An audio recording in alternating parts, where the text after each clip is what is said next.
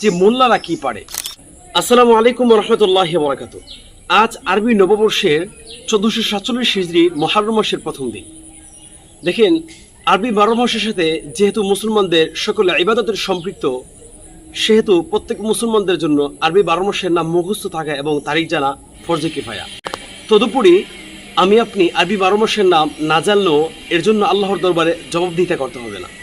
কারণ আমি আপনি না জানলেও আমাদের মসজিদের মুয়াজ্জিন সাহেব কিংবা মসজিদের ইমাম সাহেব কিংবা মসজিদের খতিব সাহেবগণ ঠিকই পারেন এবং জানেন, তাদের দ্বারা আমাদের ফরজ আদায় হয়ে যাচ্ছে। কিন্তু দুঃখ হলো, আমাদের দূরদর্শিতার অভাবে প্রায় সময় আমরা বিভিন্ন স্থানে চায়ের স্টলে বসে বসে আমরা মন্তব্য করে থাকি এবং বলে থাকি যে মোল্লারা কি পারে।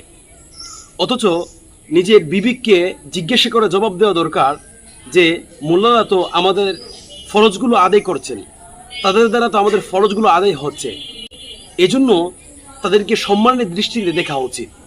এই জিনিসটা নিজের বিবেককে প্রশ্ন করা এবং নিজের বিবেক থেকে জিজ্ঞাসা করা এবং নিজের বিবেক থেকে উত্তর নেওয়া এটা আবশ্যক এবং উচিত। আল্লাহ তাআলা আমাদেরকে সঠিকটা বোঝার এবং আমল করার তৌফিক দান করুন।